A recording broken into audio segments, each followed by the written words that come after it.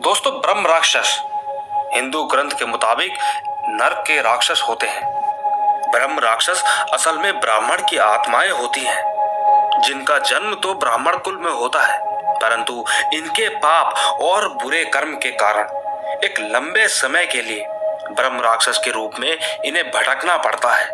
ब्रह्म राक्षस बहुत ताकतवर, निर्दयी और बहुत खतरनाक होते हैं।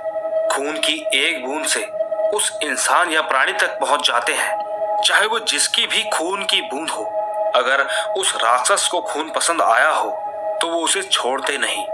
ब्रह्म राक्षस अगर एक बार किसी के कदमों की आहट तक सुन ले तो फिर उस प्राणी या मनुष्य का क्या होगा, ये तो भगवान ही जाने।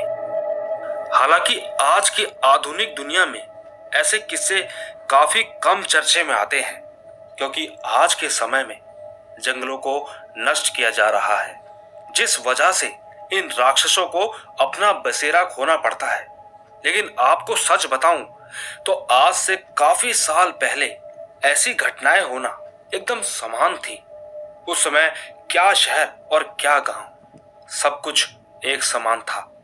आज हमारे साथ उपस्थित हैं बिहार के रहने वाले गांव बेला के जगत नारायण ठाकुर, जिन्होंने हमें ब्रह्म राक्षस की ऐसी दास्तान सुनाई जो सुनकर किसी के भी पसीने छूट सकते हैं। तो दोस्तों, चलिए जानते हैं कि बिहार के एक छोटे से गांव में कभी क्या घटा था, जिस कारण ये गांव शमशान बन गया और बड़ी मुश्किल से फिर बसा।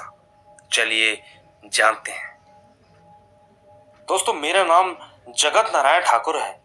मैं गांव बेला का रहने वाला हूँ। हमारे गांव में एक ब्रह्म राक्षस की कहानी बहुत प्रचलित है। इस कहानी का सच में बहुत खौफ है। ये कहानी हर ग्रहवासी को पता है। इस कहानी को सुनाने से भी लोग बहुत ज्यादा डरते हैं। कहानी ही कुछ ऐसी है। ये कहानी मुझे मेरे दादाजी ने सुनाई थी और ये कहानी हर बड़े बुजुर्गों की जुबानी सुनने को मिलती है।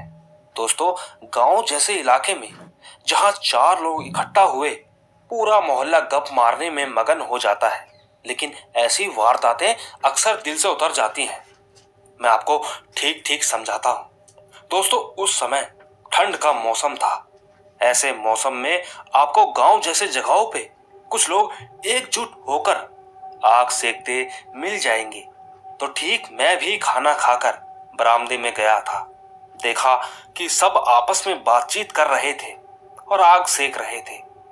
धीरे धीरे मैं भी उनकी तरफ गया और आग सेकने लगा। वहां मेरे 2 चचेरे भाई और कुछ दोस्त भी थे। मैं उस वक्त 10 साल का एक मासूम बच्चा था। मेरे दादाजी के दोस्त किशोरी बाबा ने कहा, हे शिव शंभू, सुनाओ कौन भूत की कहानी।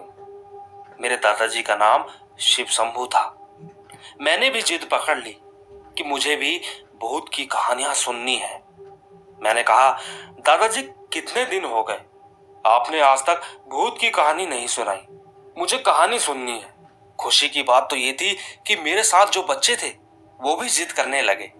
तभी हरिनाथ बाबा ने कहा, अरे वही कहानी सुनाओ जो ब्रह्म राक्षस की है, पूरे गांव में प्रचलित है। मैंने बड़ी बेसब्री से पूछा, कौन ब्रह्म राक्षस दादाजी?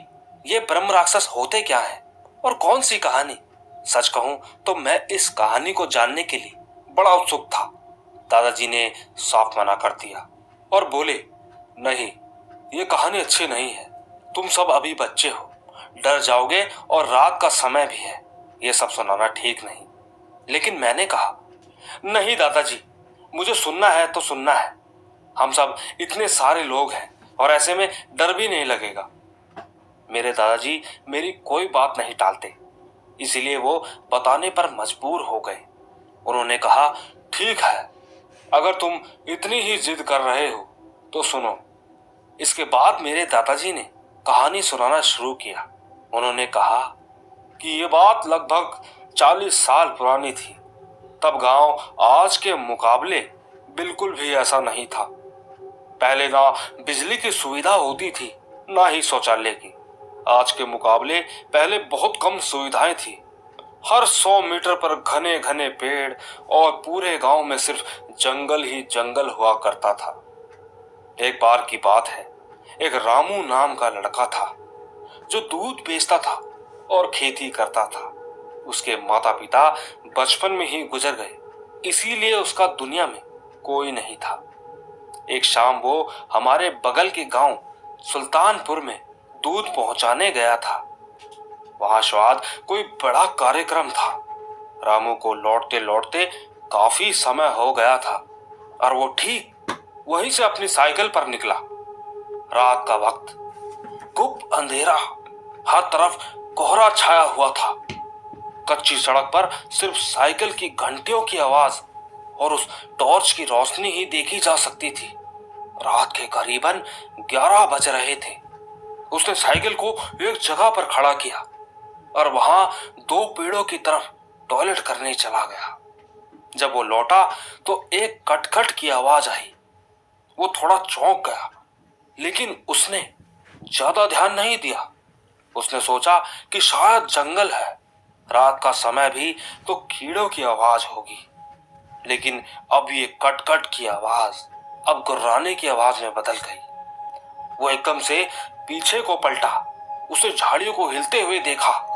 वो उस झाड़ी के पास गया तो देखकर एकदम खौफ से वहीं जम गया। उसने देखा कि एक महान दानव किसी लाश के टुकड़े कर कर खा रहा था।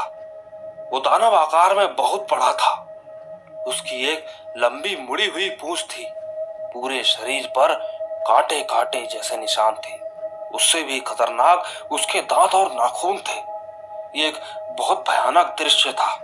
इतना सब देखकर उस आदमी के पसीने छूट गए। रामू ने आओ देखा न ताओ, वो अपने हल्के कदमों से पीछे हटा।